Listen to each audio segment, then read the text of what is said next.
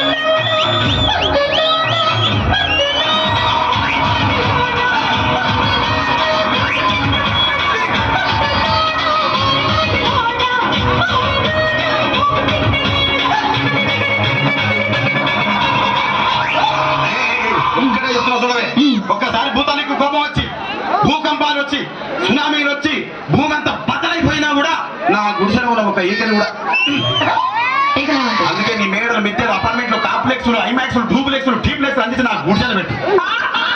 కానీ ఆ మాట మాత్రం మాట